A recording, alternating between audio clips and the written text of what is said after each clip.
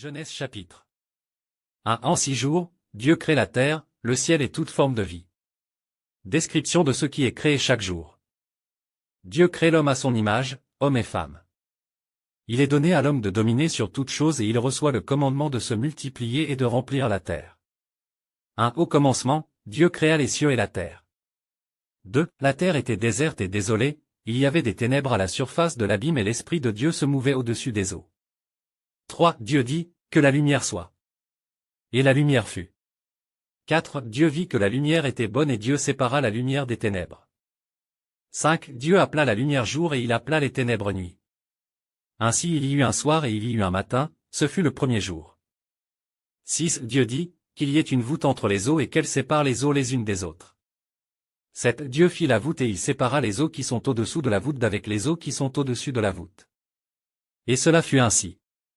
8. Dieu appela la voûte ciel. Ainsi il y eut un soir et il y eut un matin, ce fut le deuxième jour. 9. Dieu dit, que les eaux qui sont au-dessous du ciel se rassemblent en un seul lieu et que le sec paraisse. Et cela fut ainsi. 10. Dieu appela le sec terre et il appela l'amas des eaux mers. Dieu vit que cela était bon.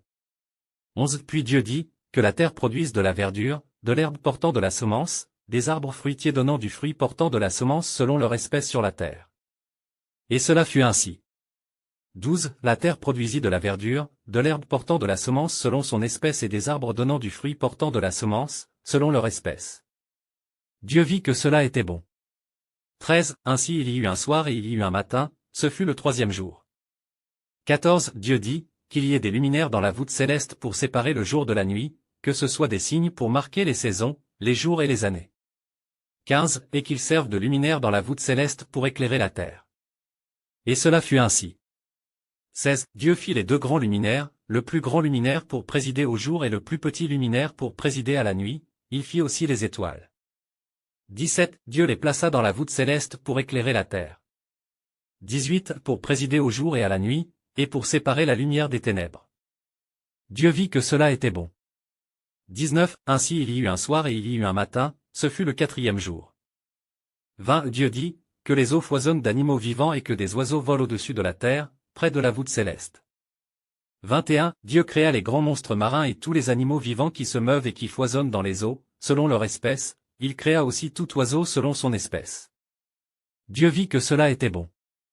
22. Dieu les bénit et dit, soyez féconds, multipliez-vous et remplissez les eaux des mers, et que les oiseaux se multiplient sur la terre. 23. Ainsi il y eut un soir et il y eut un matin, ce fut le cinquième jour.